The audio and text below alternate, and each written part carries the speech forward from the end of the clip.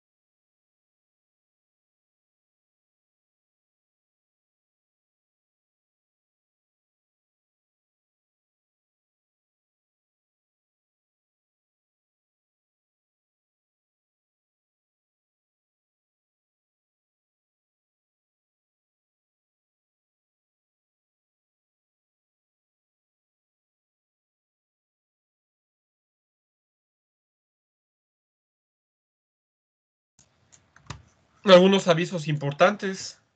El aula virtual está bastante inestable. Por esa razón, la lección teórica que se tenía planeada para el día de hoy será el día sábado a las 10 de la noche. A esa hora y ese día el aula virtual tiene el menor acceso y se va a planificar la lección para las 10 de la noche. En este caso no para la tarde, no para otra hora, porque también se utiliza para otras materias. Se va a preferir realizar esta evaluación de noche para evitar esos problemas a esa hora, 10 de la noche.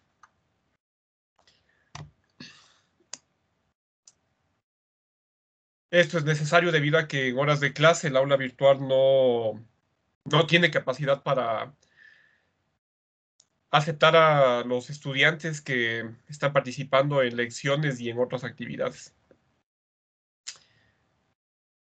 ¿Alguna pregunta respecto a esto?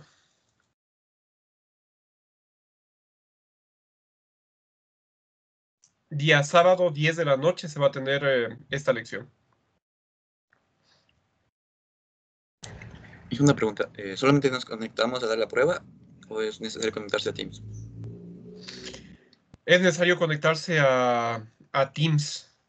En esa voy a estar conectado y en esos se va a tener un tiempo de 10 a 15 minutos. En ese tiempo tendrá que estar conectado para rendir. Ok, ingeniero. Y una pregunta más. Para la práctica, se queda para el mismo día. La prueba práctica es para la próxima semana, día martes. Sí, a eso me refería. Queda el mismo día. El mismo día igualmente. Ya, Eso no se depende del aula virtual ni nada. Eso se rinde, se envía por correo electrónico y usted envía por correo electrónico esa evaluación, nada más. Gracias, ingeniero.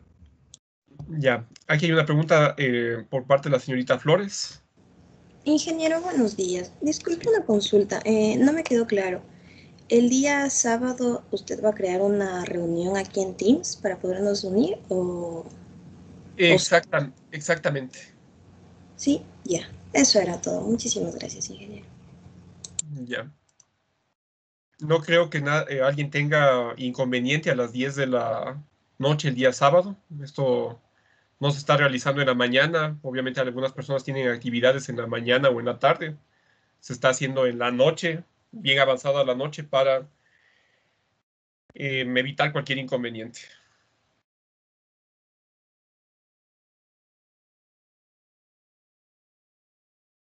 Ya. Una cuestión, ahorita que en este momento estoy recordando, también el otro curso tiene un horario similar para este examen. Espero si es urgente, en este día voy a definir una hora un poco más precisa, tal vez una media hora antes o una media hora después para dar paso a esta lección. En todo caso, estoy en contacto con el representante de curso para definir esta hora, aunque no creo, no sé si, aunque no creo que haya ningún inconveniente, a menos que alguien manifieste en este momento que hay algún inconveniente. Veo que todo el curso está conectado. ¿Tendría algún inconveniente en rendir la evaluación tentativamente? Las horas podrían ser entre 9:30 y 10:30 de la noche. ¿Alguien tiene algún inconveniente entre esas horas?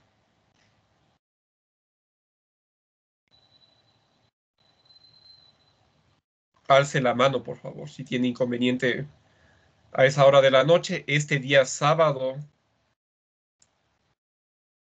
20 de febrero.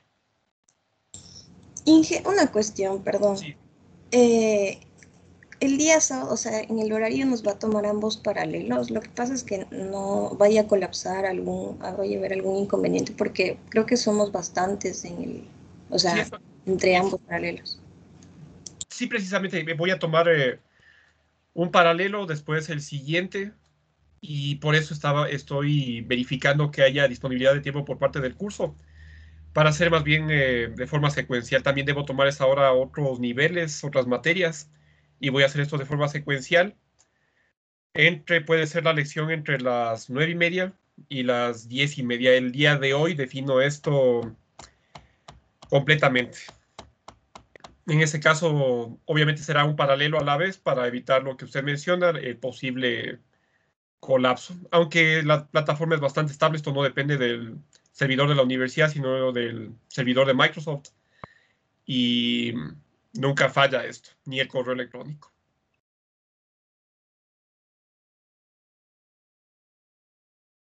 Ya, ¿estamos claros en esa parte?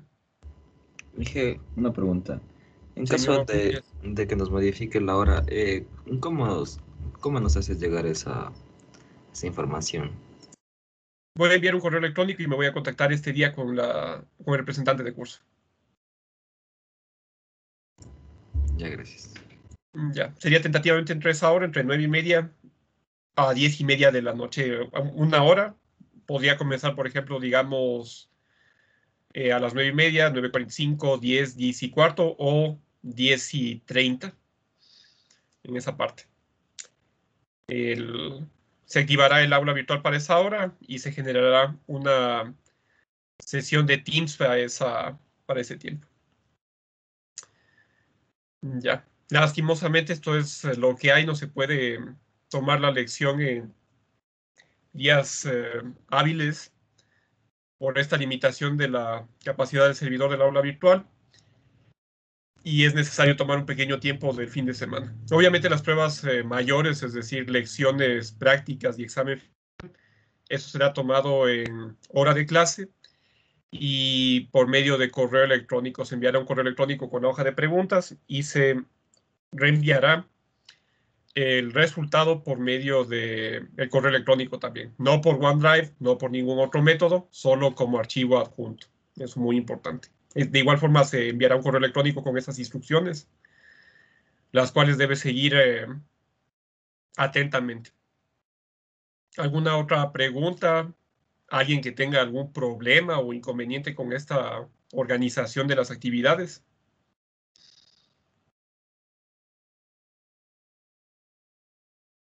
Ya, perfecto. Podemos continuar con clase entonces. Y un minuto, por favor.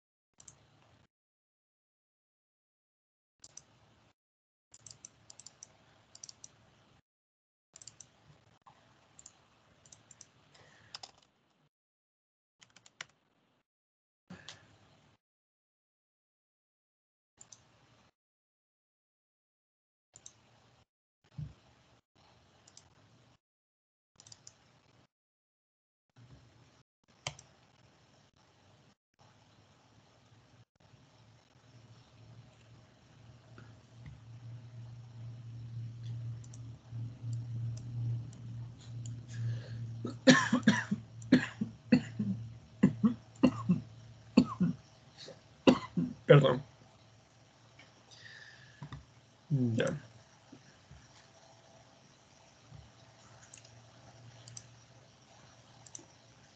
Una cuestión adicional. Ya se activó el foro del aula virtual. Esto ya estaba comprobando, se hizo una modificación y ya existe acceso. Aproveche estos días y el fin de semana para realizar preguntas, alguna inquietud. De igual forma ya se han respondido algunos correos electrónicos, tanto de este como del otro paralelo.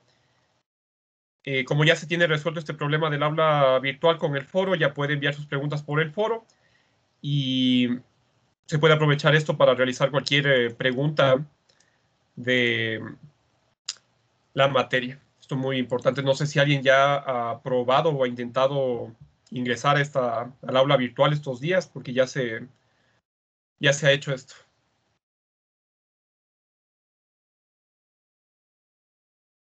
Ya. En todo caso, ingrese este momento en el aula virtual, puede hacer alguna prueba, intentar hacer esto. Se ha hecho esa modificación. En el otro curso ya han presentado preguntas. Se recomienda que también haga lo mismo si tiene dudas sobre el enunciado de cualquier ejercicio, sobre cualquier concepto que es importante, lo puede hacer. Muy importante. Ya. Continuando con la clase, se había terminado la unidad de análisis de esbeltez, básicamente en la anterior clase. Se había hecho este ejercicio para un sentido de análisis para pórticos no ariostrados, para este sentido de análisis que estamos mencionando, y se dejó como ejercicio personal el análisis en el otro sentido. De igual forma, si alguien desea repasar, obviamente para la siguiente lección, esto también es conveniente señalar. La siguiente lección sería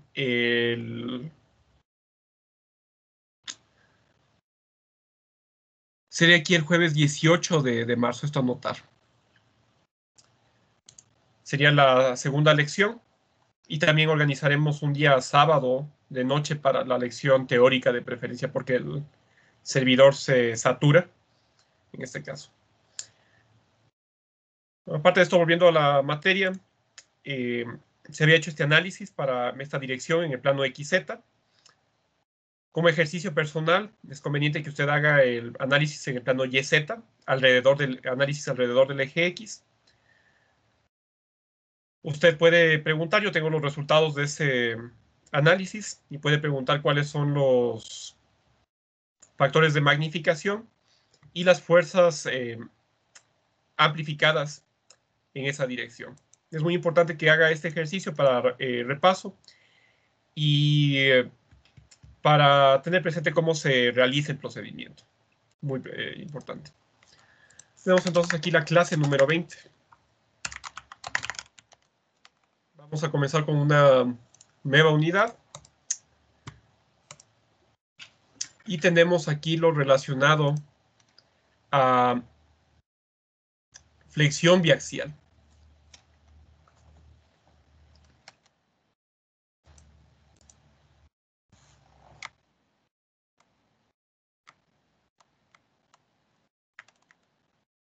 Unidad número 4.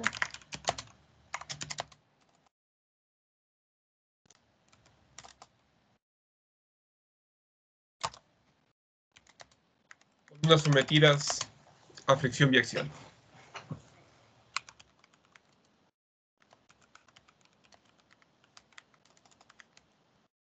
Un aviso importante, también las clases ya están al día, todas las clases hasta la anterior semana, y usted puede descargar las notas de clase para estudiar, muy importante. Ya. En lo referente a flexión biaxial, se puede decir lo siguiente: hasta el momento solamente se han analizado columnas sometidas a flexión uniaxial, es decir, sometidas únicamente a un momento que está presente en la dirección principal, en una de las direcciones principales de la columna. Esto se presenta en algunos casos, por ejemplo, en pórticos simples o estructuras no tan complejas, y se puede aplicar en esos casos.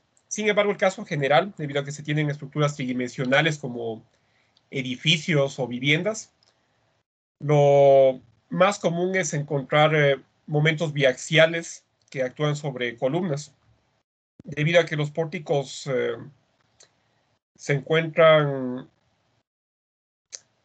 en una estructura configurados de tal manera que se encuentran en las direcciones X y Y.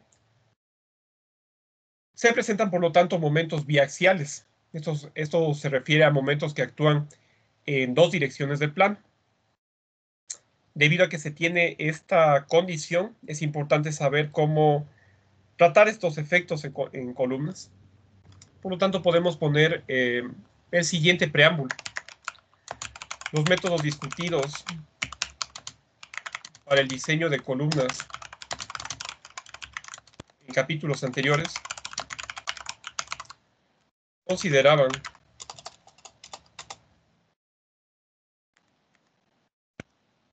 únicamente la acción de momentos vectores en solo una de las direcciones principales de la sección transversal de la columna de hormigón armado.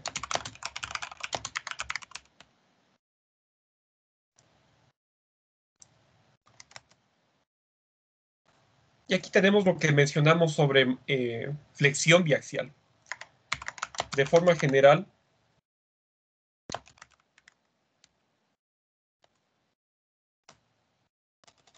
sin embargo, de forma general, toda columna, en mayor o menor medida,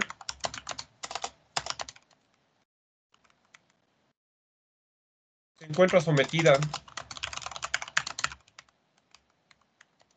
a la acción de flexión biaxial.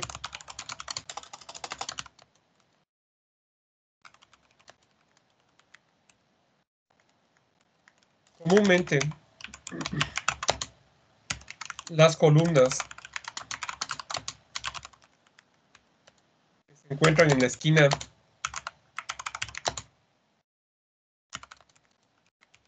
de la planta de una estructura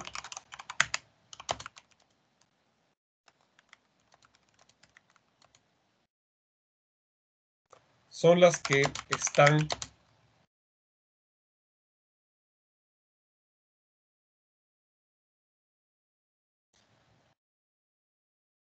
más frecuentemente sometidas a esta condición. De igual forma, las columnas cercanas a vanos irregulares también podrían encontrarse sujetas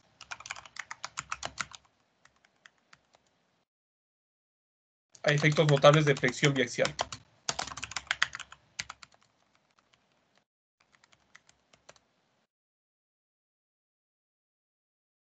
Perfecto, estas serían las dos condiciones en columnas esquineras y columnas cercanas a vanos irregulares serían las condiciones en las cuales se presenta este fenómeno de flexión biaxial. Y para entender mejor este fenómeno se pueden indicar los siguientes gráficos. Tenemos el caso clásico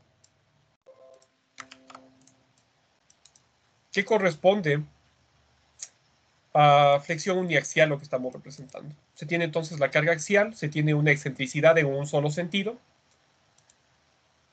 La excentricidad está a lo largo del eje X. Por lo tanto, de acuerdo a la regla de la mano derecha, esto va a generar un momento de esta manera.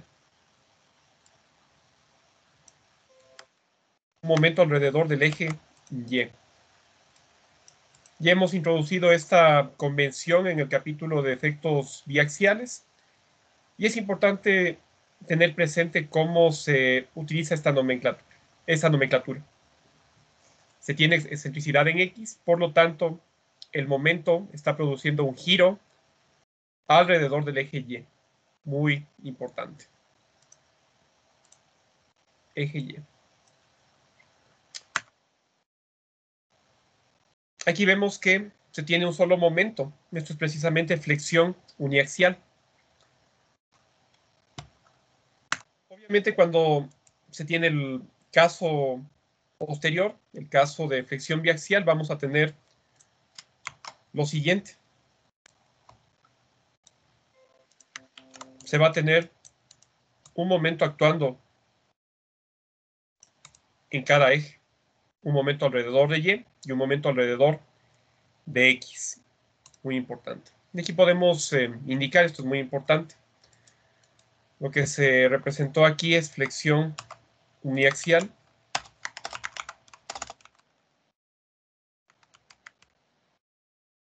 Y por aquí se tiene flexión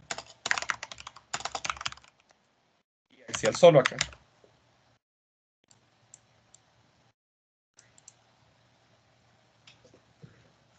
¿Alguna pregunta en esta parte sobre este concepto? Esto es esencial para entender este fenómeno.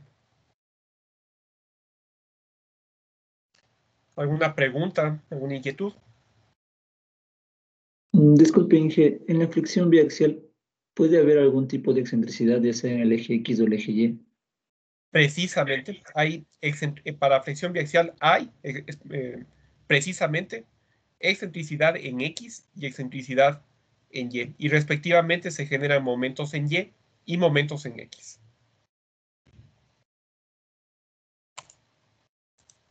Ok. Es muy importante. Eso vamos también a indicar en el siguiente gráfico. Una pregunta adicional sobre este fenómeno.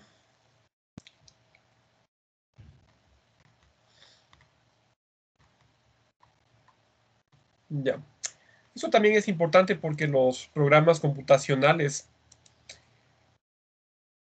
una vez que realizan los procedimientos de elementos finitos, dan como resultado las fuerzas que están presentes en los elementos estructurales. Y cuando ya se tienen estructuras tridimensionales, el programa va a dar como resultado momentos que actúan en el eje, alrededor del eje X y alrededor del eje Y.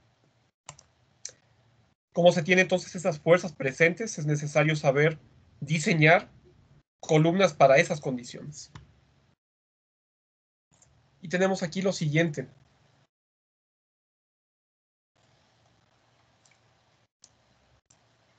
Sabemos entonces cómo están actuando los momentos. Y podemos relacionar esto con la resistencia. En lo referente a la resistencia de la columna, se podría describir el comportamiento de este elemento respecto a los ejes principales, respecto a sus ejes principales, de la siguiente manera.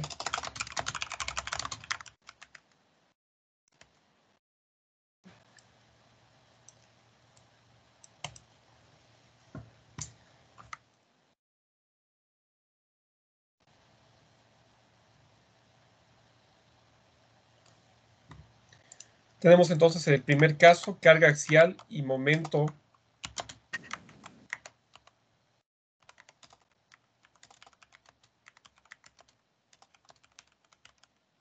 alrededor del eje Y.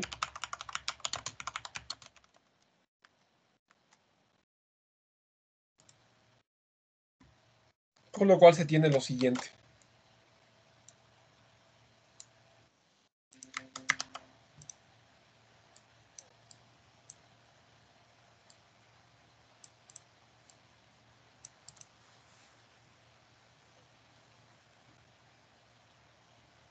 La columna va a tener una carga axial resistente para cierta excentricidad en la dirección X que va a generar obviamente un momento alrededor de Y por este brazo de palanca y considerando la regla de la mano derecha, como podemos ver. Es muy importante tener en cuenta esta relación entre excentricidades y momentos. Es el primer caso. Tendríamos el siguiente, que corresponde a carga axial y momento alrededor del eje X. Para esto se tiene lo siguiente.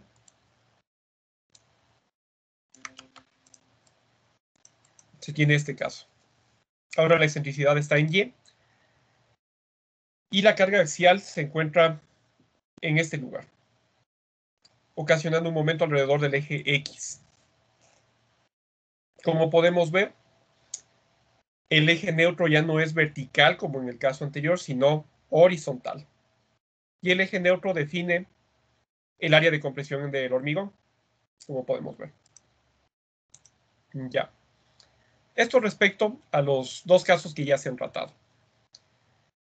Se ha realizado el diseño de columnas teniendo en cuenta la acción de un solo momento, ya sea alrededor de Y o alrededor de X. El problema que se tiene en este momento corresponde a una combinación de estos casos.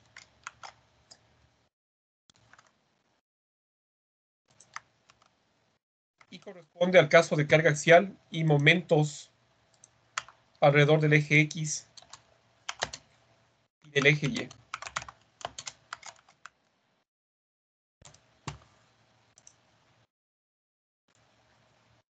Tal como se mencionaba hace un momento, ahora ya se tiene excentricidad en esas dos direcciones.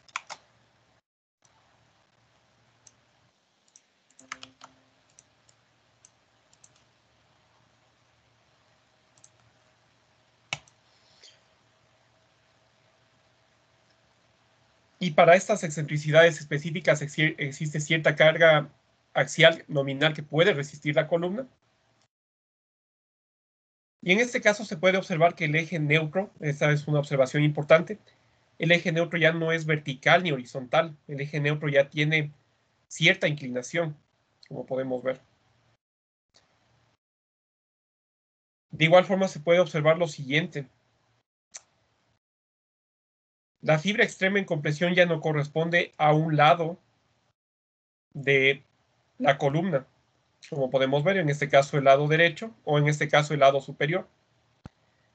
En este caso, la fibra extrema en compresión corresponde únicamente a un punto, en este caso la esquina superior derecha de la columna. A partir de ese punto en el cual se encuentra en la mayor magnitud de la compresión, a partir de ese punto se calcula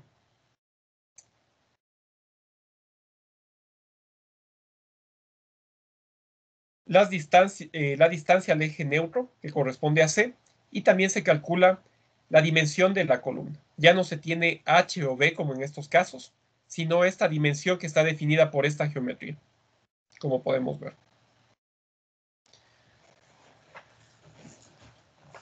Ya.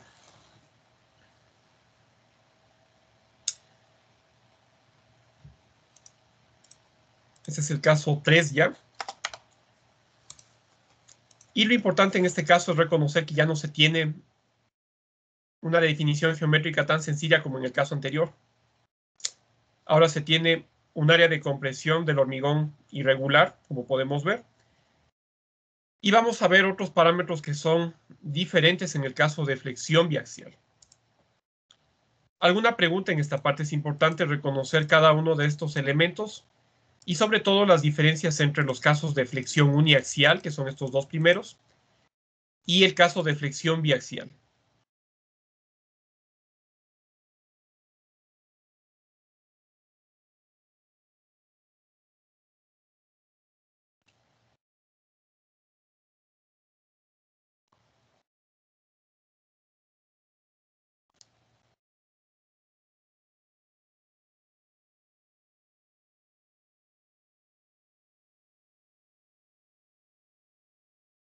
Ya.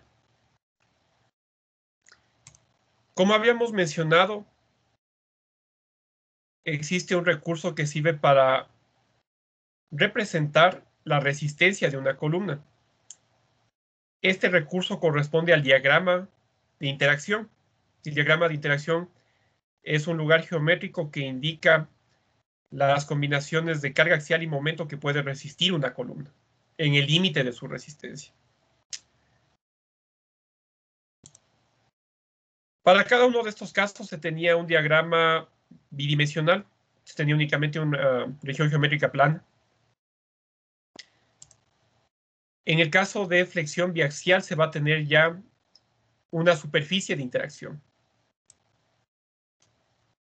debido a que la resistencia está dada por las características dadas por la resistencia a flexión en cada una de las otras dos direcciones.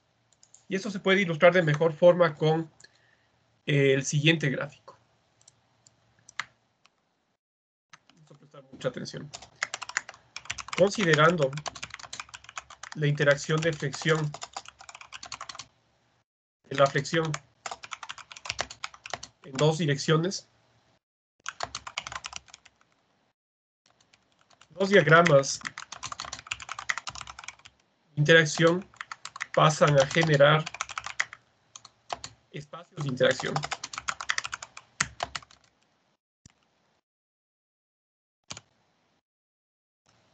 Ya.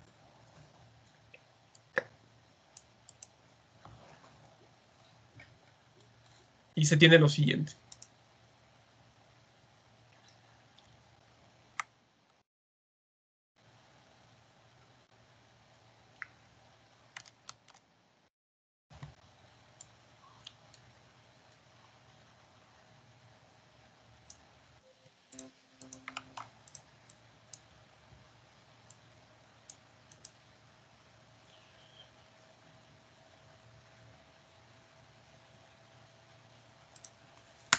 Vamos a explicar, esto es muy importante. Cuando se tiene excentricidad solo en X, como en este caso, se tiene el diagrama de interacción para el momento alrededor de Y. Aquí ya es necesario especificar la dirección, MNY, y corresponde a lo que se tiene en este caso. Excentricidad en X, momento alrededor de Y. ¿Qué corresponde a este diagrama que está resaltado con color rojo?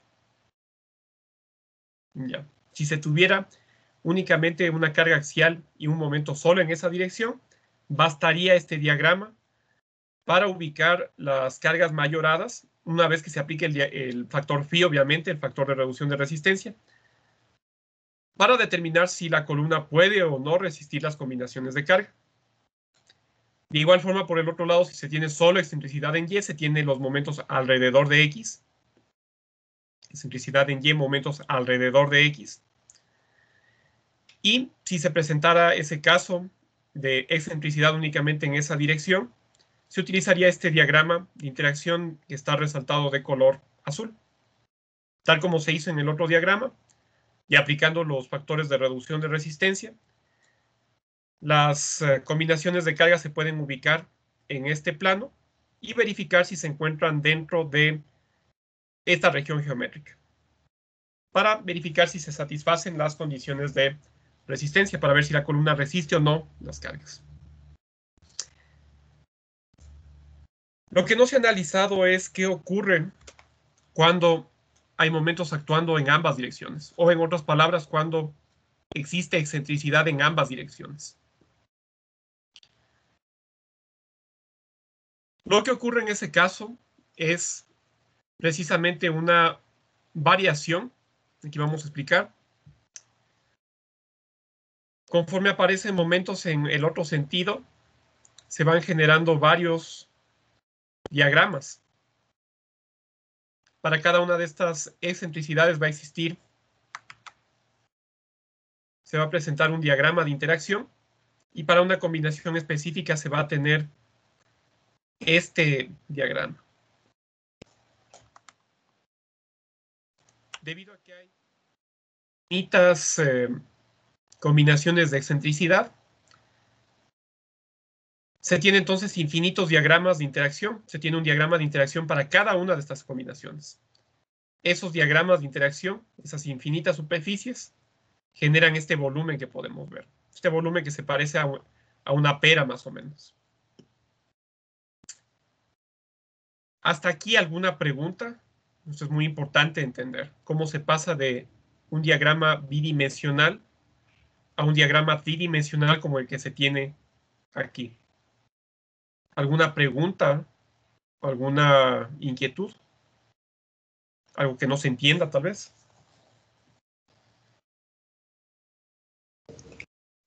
Eso, buenos días, ingeniero Yuya. Si alza la mano para ubicarle, por favor. ¿Dónde está? Aquí. Señor Chiluisa. Sí, esa parte de que dijo cómo se cambia de un diagrama bidimensional a un tridimensional, como que estamos hablando ahorita, no me quedó un poquito claro. Y eso de que era infinito también. ¿Me podría Ya, explicar, por favor? perfecto.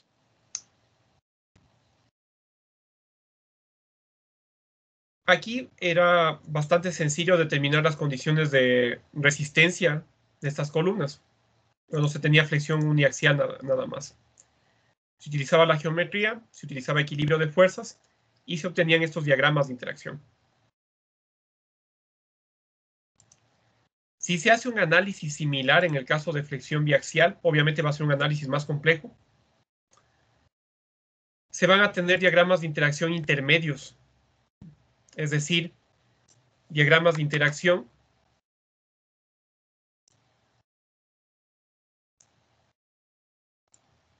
que van a formar esta superficie. Como habíamos dicho, se analizan varios casos de excentricidad, de combinaciones de excentricidad, y con eso se generan infinitas superficies verticales, como esta que está graficada.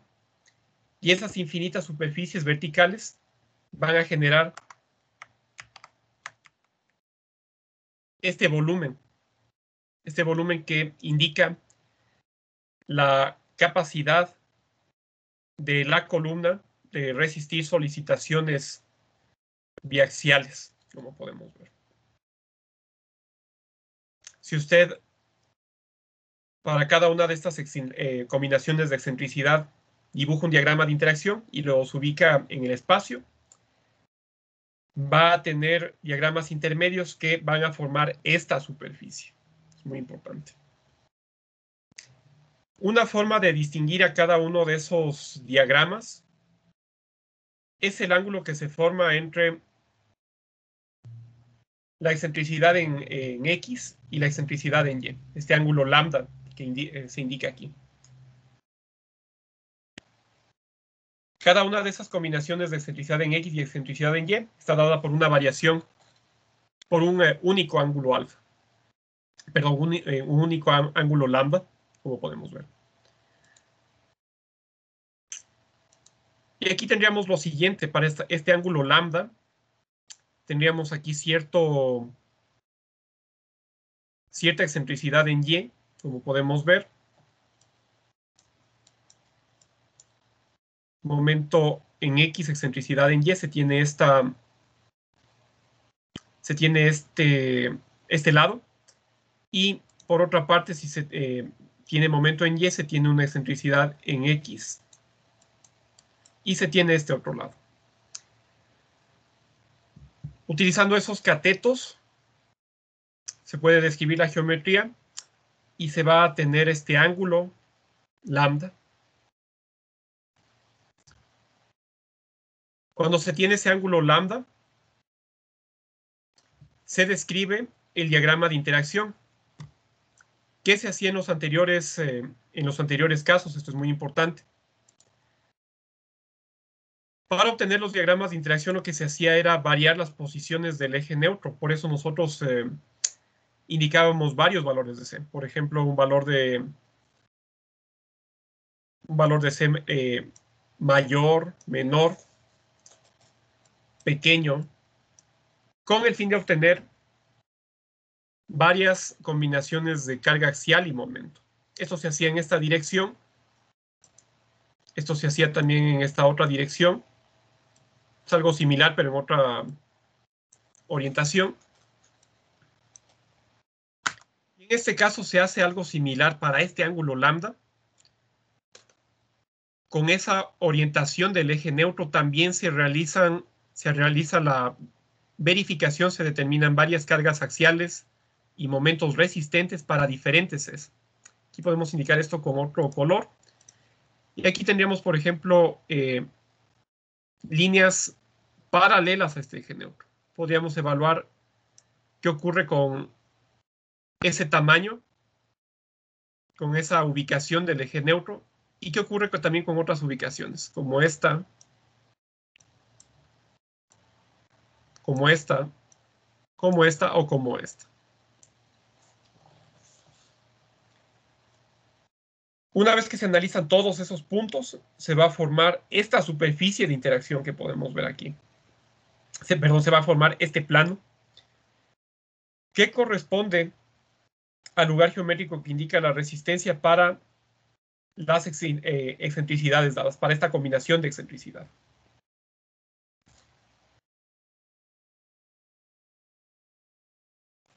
En este caso se ubica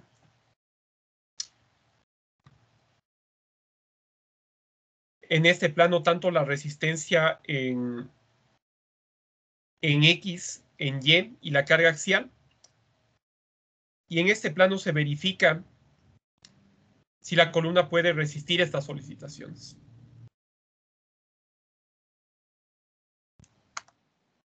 ¿Alguna pregunta en esta parte?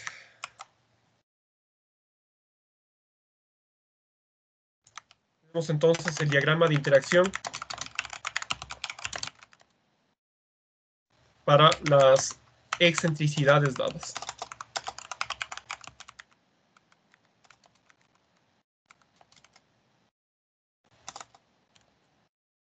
Esa combinación de excentricidades está relacionada con un único ángulo lambda, como podemos ver.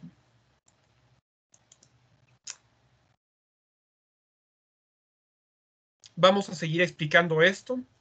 Por el momento, ¿alguna pregunta, alguna inquietud?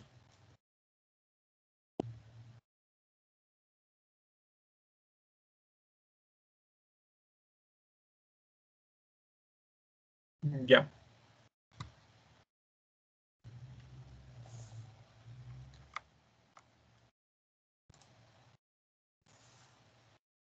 Habíamos mencionado entonces que para obtener este diagrama de interacción intermedio, este diagrama de interacción de color naranja, es necesario considerar esta inclinación del eje neutro y considerar varios valores de C con esta orientación inclinada.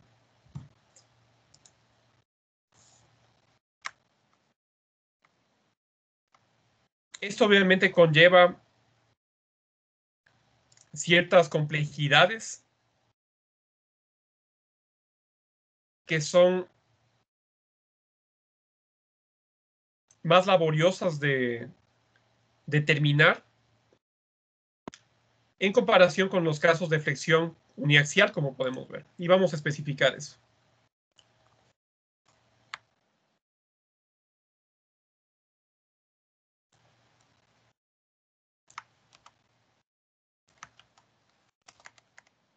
La combinación de momentos en cada una de las direcciones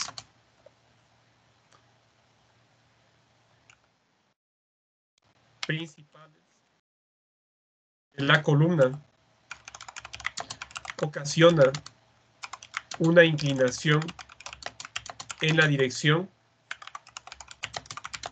del eje neutro, como podemos ver. Esta condición requiere consideraciones especiales para la definición de la distancia a cada una de las capas de refuerzo,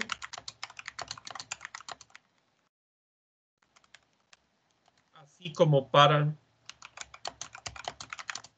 la definición del área de hormigón en compresión.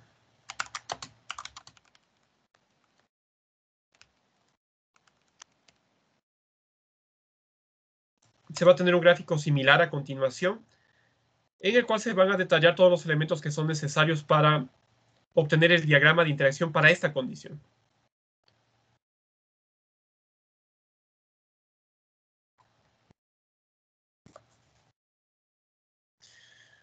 Y se puede dibujar esto. Tenemos lo siguiente.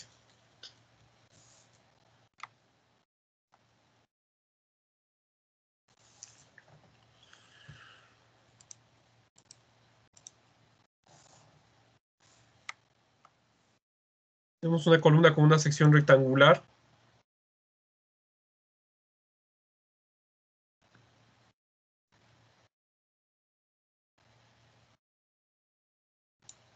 Se tiene estos ejes de referencia. Eje horizontal.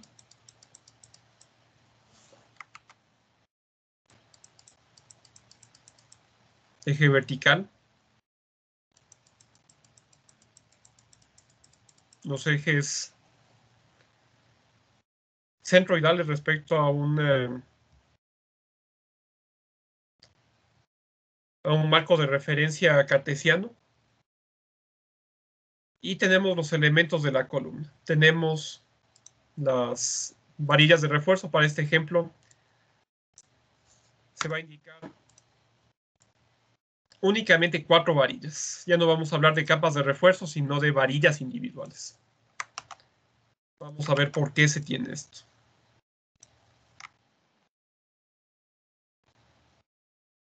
Se tiene aquí las 4 varillas.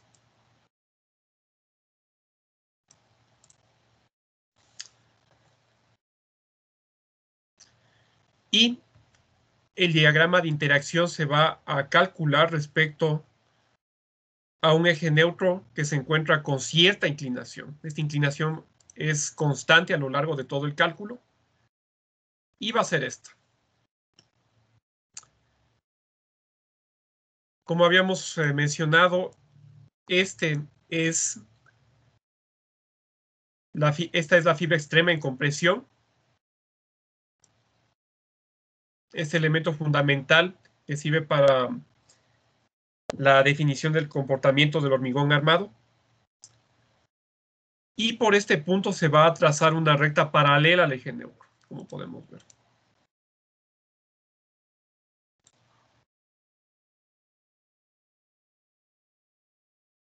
Este va a ser un punto de referencia para varios parámetros. Y como indica el código, la distancia entre el eje neutro y la fibra extrema en compresión se denomina C, como podemos ver.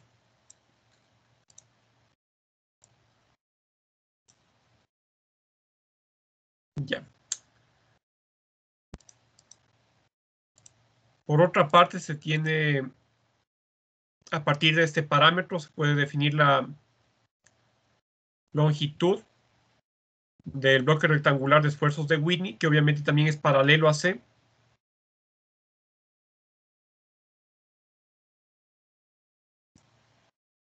Y esto corresponde a una fracción de C. Y eso se define por medio de la ecuación A es igual a beta 1 por C. Se tiene entonces esta longitud que corresponde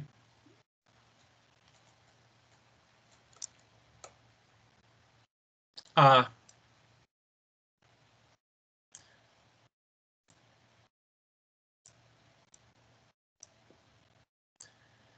y lo que se encuentra resaltado con color rojo es precisamente la región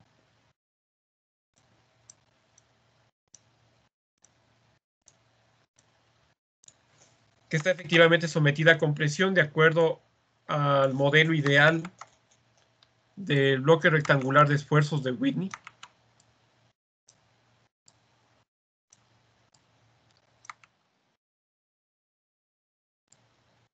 Como podemos ver aquí.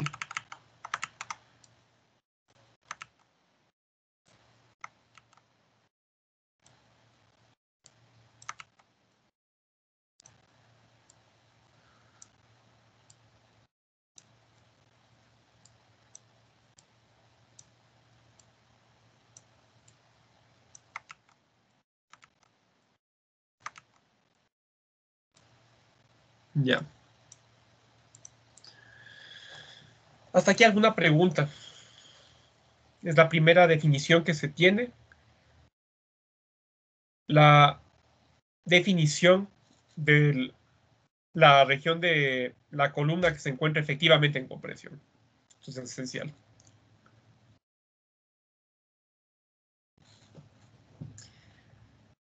Ya tenemos definida entonces esta región y se puede definir lo siguiente, que es la distancia a cada una de las capas de refuerzo. A diferencia de flexión uniaxial en la cual hay cierto número de varillas por capa, en el caso de flexión biaxial, comúnmente, casi siempre, cada varilla va a tener su distancia. Por lo tanto, cada varilla se va a tratar como si fuera una capa de refuerzo. Debido a lo siguiente, se va a trazar también aquí líneas paralelas a esta recta, líneas que son paralelas al eje neutro, y se va a medir esta distancia desde la fibra extrema en compresión al centroide de cada una de estas varillas. Es decir, se va a hacer lo siguiente.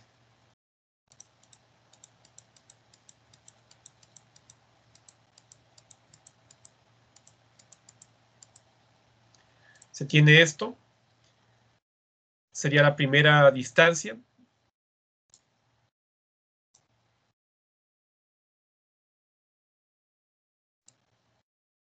Distancia D1. Y se hace lo mismo con el resto de capas. Se dibujan rectas paralelas al eje neutro, que tiene cierta inclinación.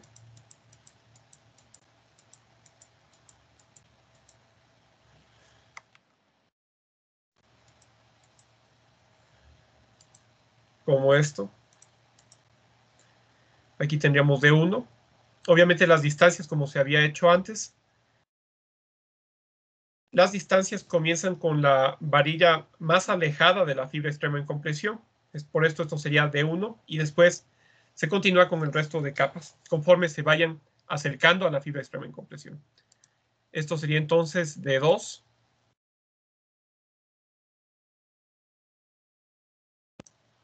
¿Ya?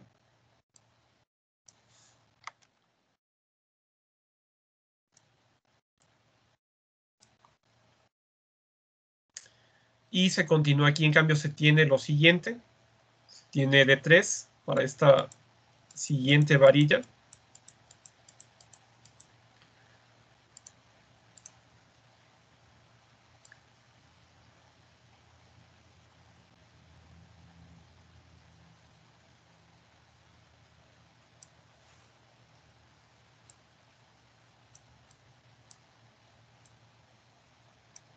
Y se tiene la última capa de refuerzo.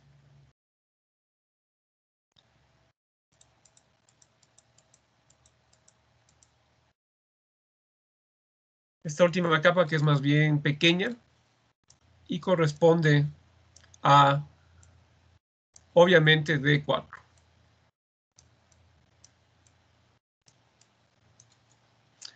Como podemos ver, la definición de la geometría tanto de la región en compresión del hormigón como la distancia a cada una de las capas de refuerzo es un problema de mayor complejidad. Ya requiere un análisis geométrico. Obviamente no es imposible, esto se puede realizar con recursos de geometría básica, pero ya es un elemento que dificulta de cierta forma el análisis de la columna. ¿Alguna pregunta en esta parte?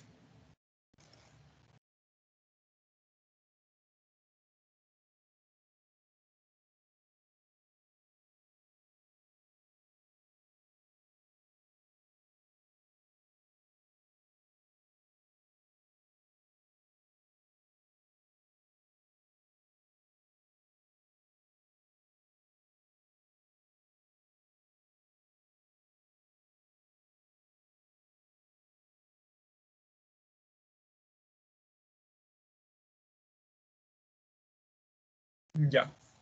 Se puede continuar. Se tiene el siguiente comentario.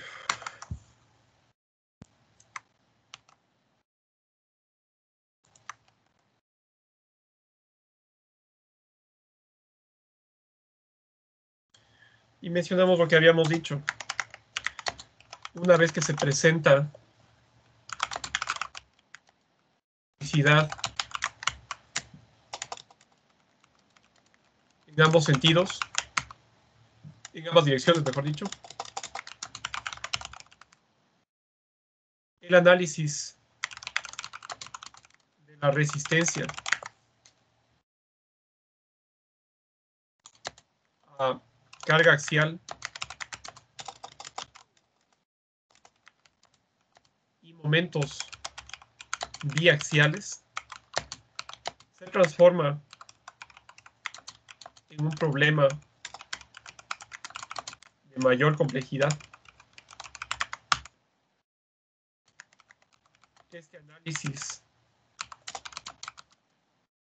es aún más complejo si la sección transversal de la columna es irregular. Si bien esto no es común, pero en ciertas estructuras, sobre todo en edificios, debido a necesidades especiales, debido a ciertos parámetros o ciertas condiciones específicas, se tiene también columnas con forma de L o columnas en forma de cruz. Como podemos ver, si se realizara un análisis de momentos biaxiales en esas formas, el análisis sería mucho más complejo. Muy importante.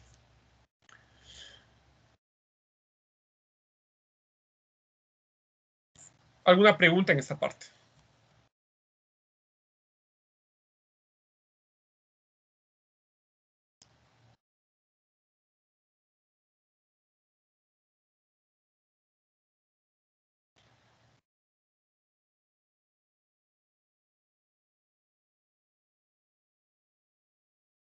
Ya.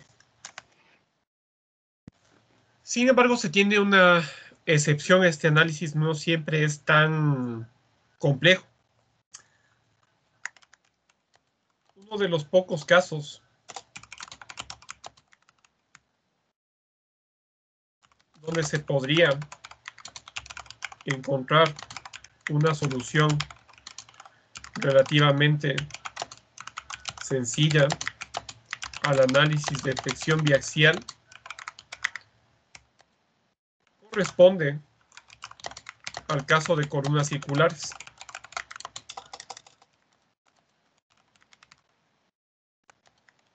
Este tipo de columnas poseen una forma y un refuerzo longitudinal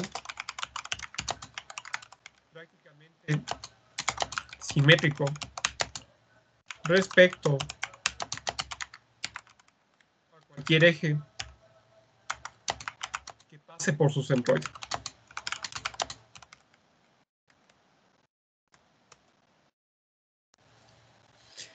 Aquí podemos ver por qué el análisis de efectos biaxiales se simplifica.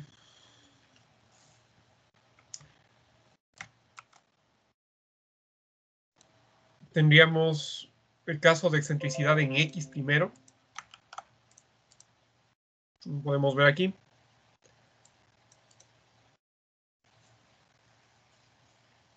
Lo más importante es tener en cuenta la forma del área de hormigón en compresión. Aquí podemos ver que es una región delimitada por esta cuerda. De igual forma se tiene la excentricidad en Y. Con eso se genera un área de hormigón en compresión en esta ubicación.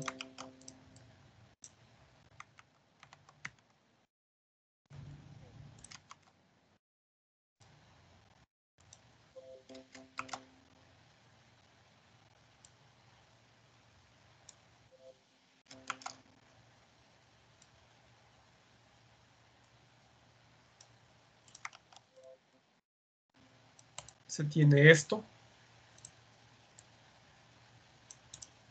Y vemos que el área es de forma similar. Y finalmente lo que interesa es obviamente el caso donde se tiene excentricidad en ambos sentidos, es decir, momentos actuando en ambas direcciones.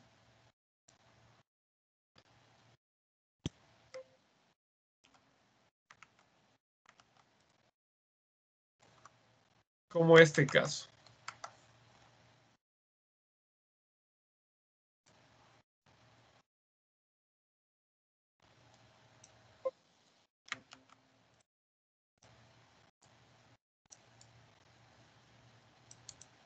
Y podemos ver que si bien se tiene excentricidad en ambos sentidos, la forma sigue siendo igual.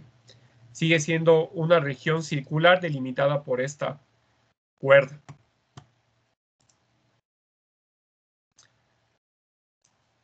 ¿Alguna pregunta en esta parte? ¿Alguna inquietud?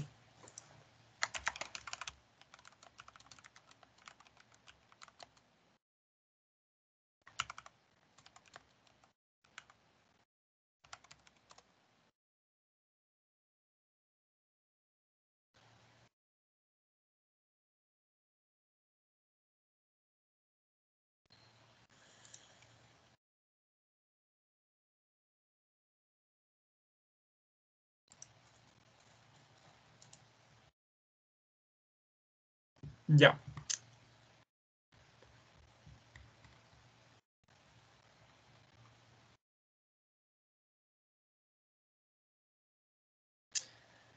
En el caso del refuerzo, obviamente, como se había visto en la sección de análisis de columnas circulares, cada una de las capas tiene cierta distancia respecto de la fibra extrema en compresión. Tiene una distancia característica. Sin embargo, debido a que el refuerzo está ubicado de forma uniforme alrededor del centroide de la sección, esto también produce que el refuerzo tenga una contribución uniforme también a la resistencia de la columna. Se tiene esto. De igual forma, esta resistencia tiene una variación aún menor si se tienen más varillas de refuerzo. Si se tienen más varillas, ya se formaría prácticamente una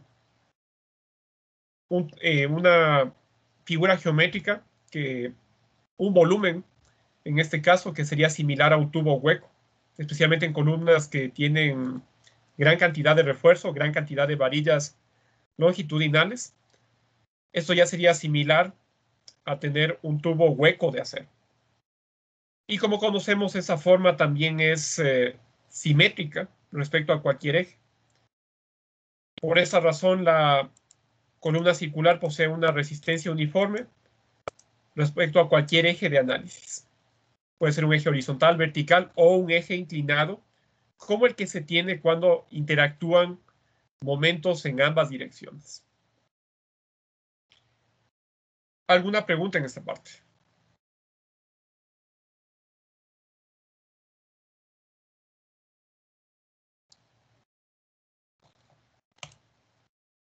Aquí tenemos una pregunta, señor Guamán.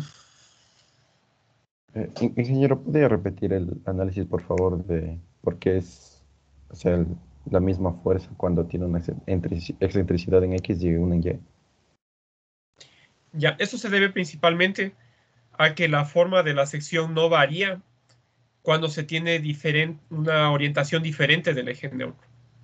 Cuando se tiene excentricidad en X, el eje neutro es vertical. Cuando se tiene excentricidad en Y, el eje neutro es horizontal. Y cuando se tiene excentricidad en X y en Y, el eje neutro es inclinado. En el anterior caso, podíamos ver que para los dos primeros gráficos, se seguía teniendo una región rectangular en compresión, y la forma ya varía en el caso de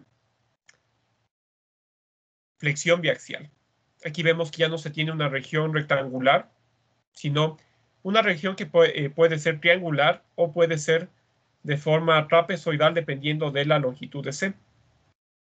Debido a esa irregularidad en columnas rectangulares, se requiere un análisis más complejo. Pero en el caso de columnas circulares vemos que independientemente de la orientación del eje neutro, siempre se tiene una forma geométrica similar.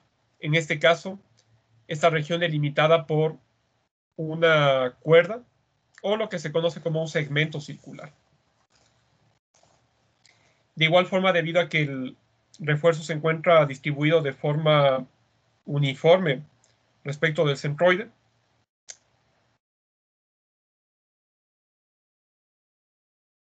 esto también genera una resistencia uniforme. Cuando hay pocas varillas puede haber cierta diferencia dependiendo de la orientación del eje neutro, una diferencia mínima en el valor de resistencia, pero conforme se va teniendo un mayor número de varillas longitudinales, esto ya se transforma prácticamente en una sección tubular. Y como conocemos, una sección tubular también es simétrica respecto a cualquier eje, como podemos ver.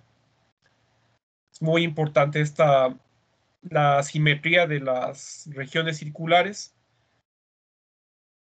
Contribuye mucho para simplificar el análisis de efectos biaxiales.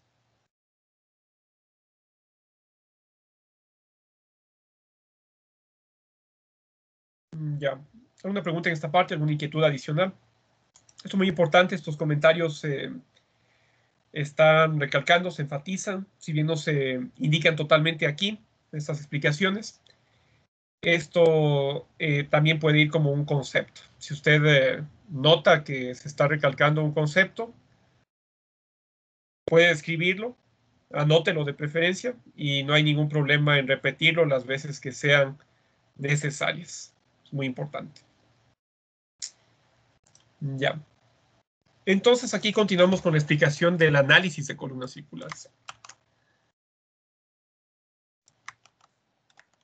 El análisis de efectos biaxiales puede reducirse a un problema uniaxial realizando la suma vectorial de los momentos actuantes.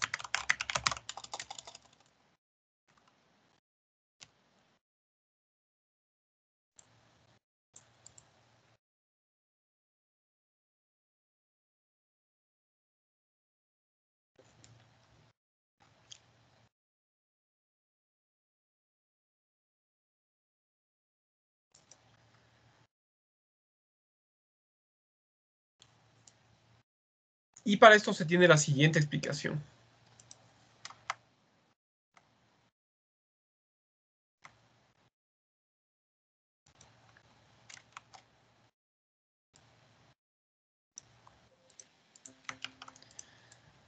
Se tiene la sección transversal, esto es una representación que se hacía inicialmente en el curso, y se tienen los ejes principales X y Y.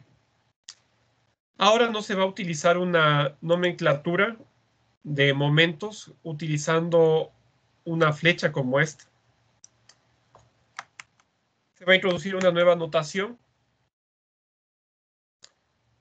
que es la que se utiliza en programas como ETABS o SAP 2000. Para indicar la acción de un momento, se va a tener una flecha doble como esta. Esta flecha doble lo que indica en realidad es un giro.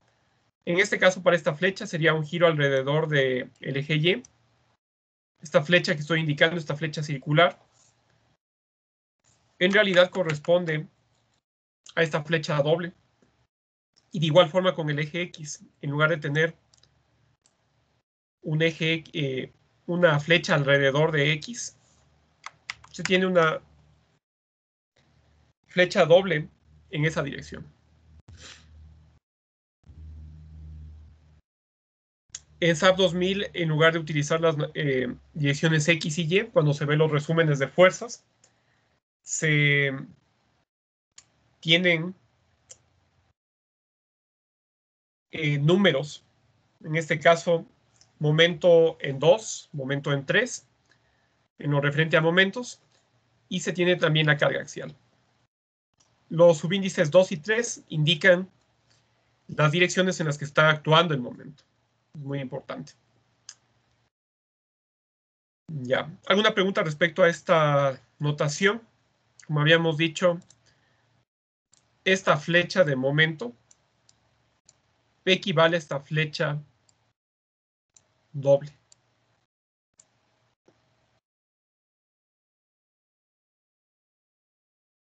Ya. Teniendo en cuenta esta notación, se puede representar estos momentos en el plano.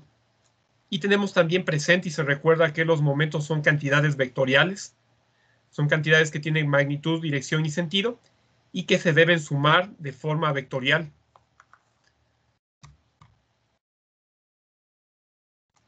Con lo cual se tiene lo siguiente.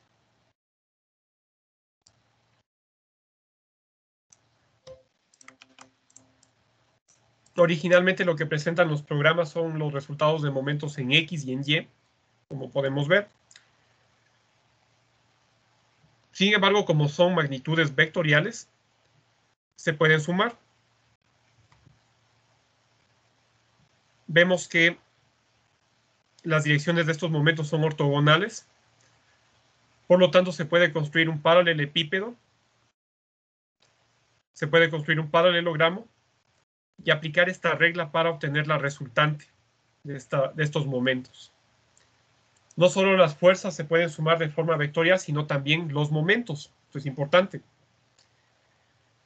Con lo cual se tiene este momento resultante.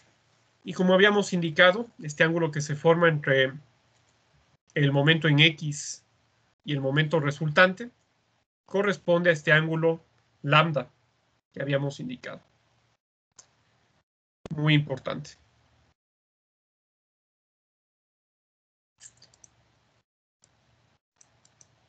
¿Alguna pregunta en esta parte?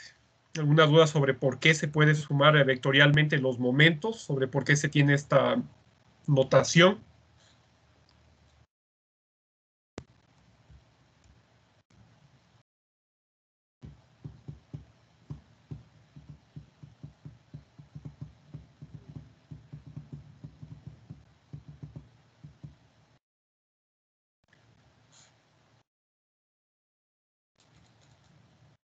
Ya. Para sumar momentos de forma vectorial para obtener la magnitud de estos momentos, obviamente se utiliza el teorema de Pitágoras.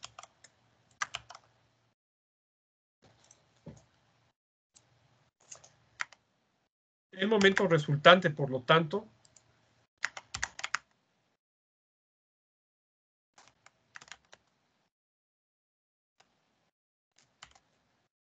es igual a la raíz cuadrada de los momentos actuantes. Aquí se quiere comparar los momentos que actúan con la resistencia de la columna. Por lo tanto, tenemos aquí MUX al cuadrado más MUY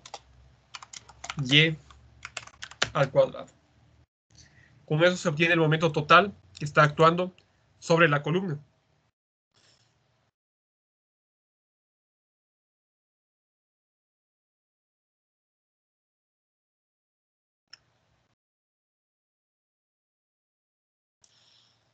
¿Alguna pregunta en esta parte?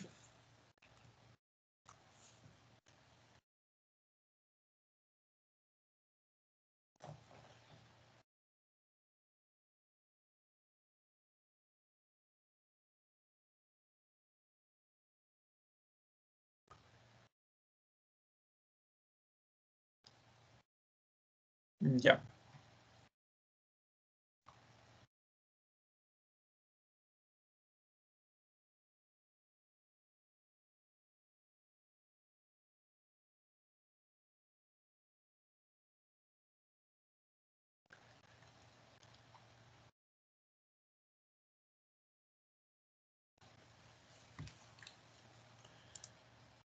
Y tenemos lo siguiente.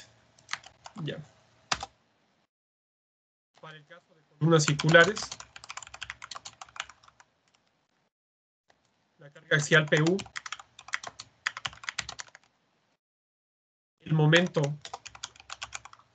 resultante MR, que está en función de estos momentos últimos, son los parámetros que se utilizan para diseño.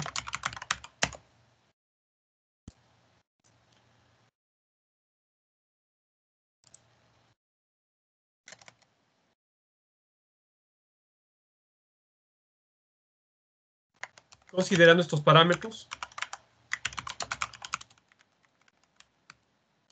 la columna se puede diseñar como un elemento sometido a flexión uniaxial. Ya no se tienen dos momentos, vemos que se puede analizar la columna como un único momento, con este momento resultante. Se tiene una carga axial, por lo tanto, esto se reduce a un problema de flexión uniaxial o flexocompresión uniaxial. ¿Alguna pregunta en esta parte?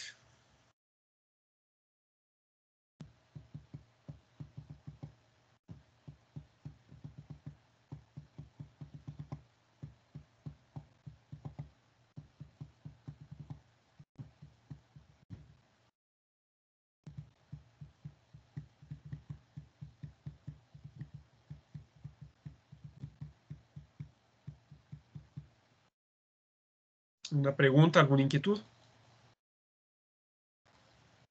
Ya.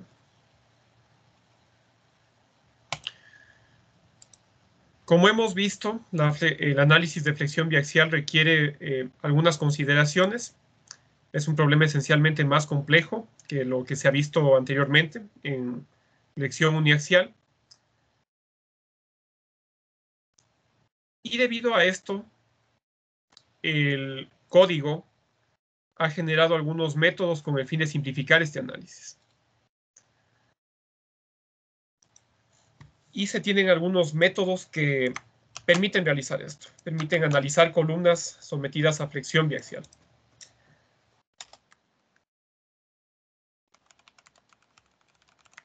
Métodos simplificados para el análisis de columnas sometidas a flexión biaxial. Se tiene el método, la carga recíproca, o método de Bresler.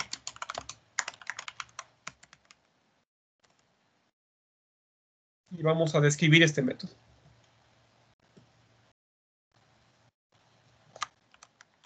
Esto corresponde, se dice que es un método de diseño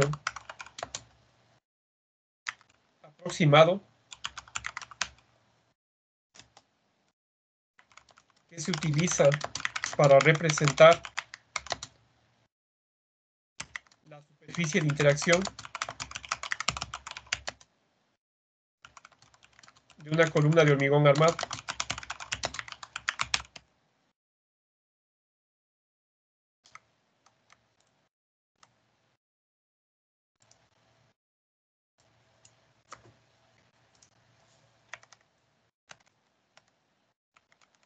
Esta superficie está representada por la siguiente ecuación.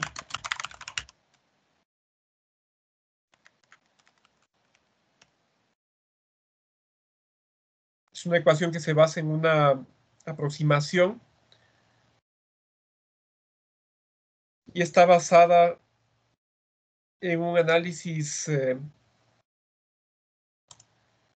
parcialmente racional y con ciertos elementos empíricos.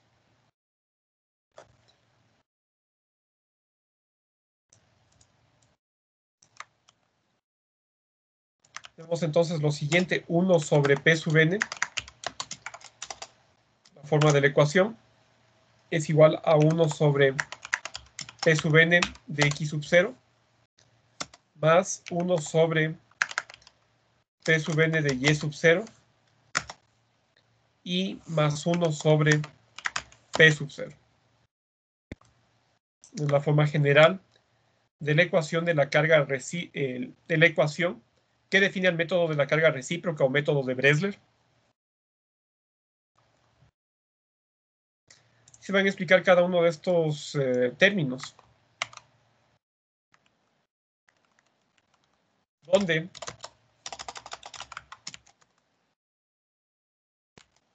P sub n se conoce, se dice que es la carga axial nominal que la columna puede resistir bajo la acción de flexión biaxial.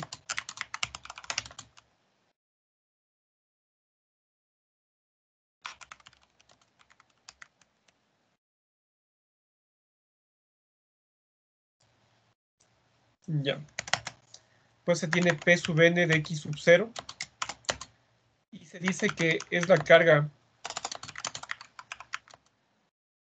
axial nominal que la columna puede resistir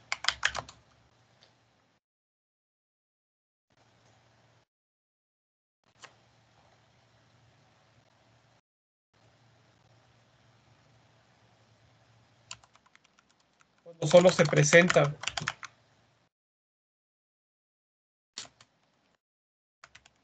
un momento en X. P sub n de y sub 0 se define como es la carga axial nominal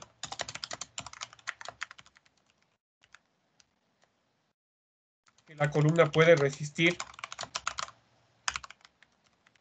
cuando solo se presenta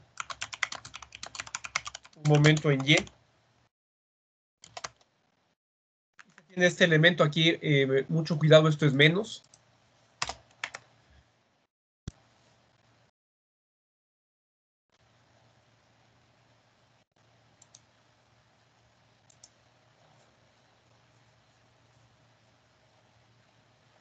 Y se tiene este elemento P sub 0. P sub 0 se define y se dice que es la carga axial pura que puede resistir la columna. La carga está definida por la ecuación respectiva del código ACI. Precisamente esta era la primera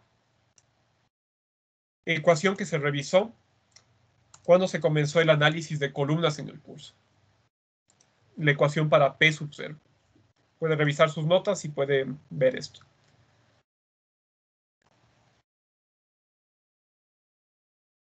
Ya. ¿Alguna pregunta en esta parte sobre esta ecuación?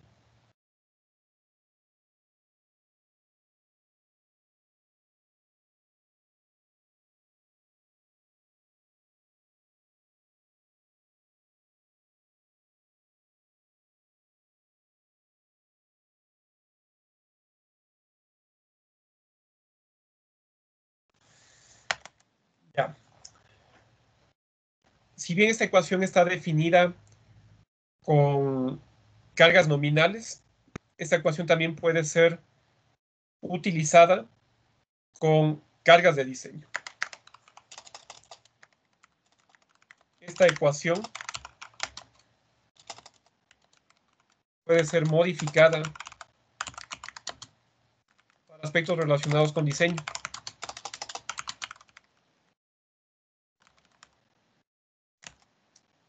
Se tiene exactamente la misma ecuación. La única diferencia, la única particularidad es que esta ecuación está afectada por el factor phi, como podemos ver.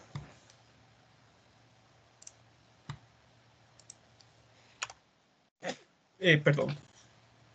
1 sobre phi p sub n. Esto es igual a 1 sobre phi p sub n de x sub 0, más 1 sobre phi p sub n de y sub 0, menos 1 sobre phi p sub 0.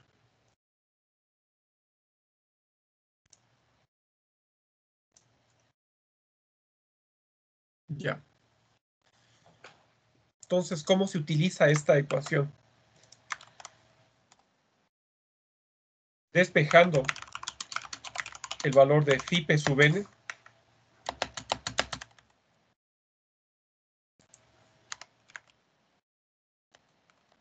se puede proceder a comparar este valor con PU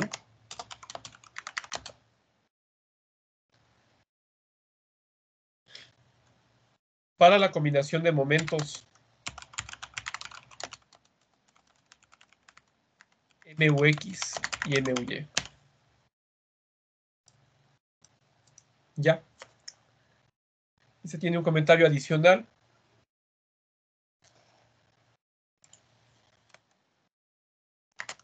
Se ha encontrado en base a análisis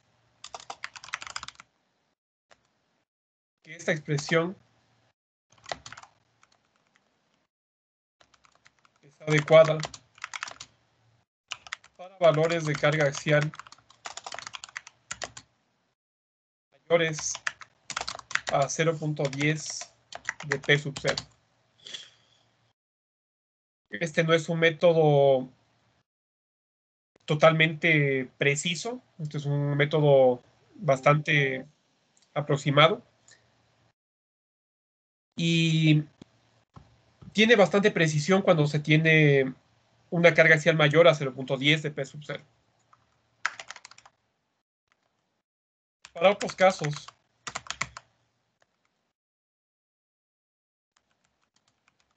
utilizar métodos basados en el análisis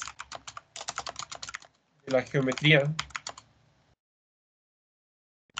de la sección transversal de la columna de hormigón armado. Y es necesario realizar este análisis que requiere un mayor grado de complejidad cuando se tienen valores de carga axial menores a 0.10 de P sub 0. Una pregunta en esta parte.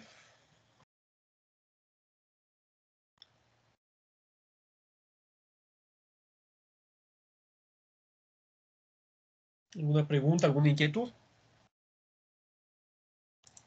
Ya. Voy a contactar a la brevedad posible con el representante de curso para definir esta hora. Tengo que organizar algunas lecciones teóricas con varios paralelos y se estaría definiendo esta hora. Con esto se puede realizar la lección en el aula virtual sin inconvenientes. El día de ayer con el otro paralelo se tuvo que suspender la lección porque el aula virtual no tenía capacidad. Y para evitar esto se va a realizar la lección el día sábado por la noche, como habíamos mencionado. Se pide en todo caso al representante de curso que esté pendiente. En este caso voy a mandar un correo electrónico. Esté pendiente, por favor, para estas indicaciones. Ya, ingeniero, no hay problema. Gracias. Ya, perfecto. ¿Alguna pregunta adicional sobre lo que se tiene? Aquí recordar las siguientes actividades. El día martes 23 se tiene la primera lección práctica, porque habíamos indicado todo lo relacionado hasta diseño de columnas circulares, lo que va antes del uso de diagramas de diseño. Eso también estoy pendiente, voy a enviar también este documento, esto me falta. Pero en la prueba de la siguiente semana va a ser el día 23, solamente hasta el tema de columnas circulares. Realice preguntas, ya está activado correctamente el foro.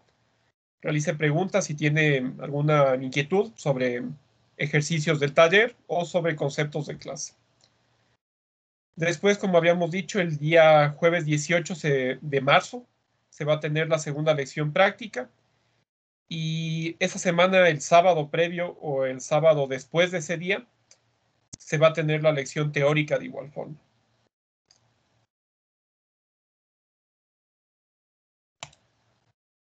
Esas serían todas las evaluaciones individuales del semestre. De igual forma se hace un recordatorio, vaya realizando el taller. El taller también es una herramienta valiosa para estudiar para cada uno de los temas. Vaya realizando esto poco a poco para que al final del semestre no se le acumule todo. Muy importante. ¿Alguna inquietud? Señor Villamarín.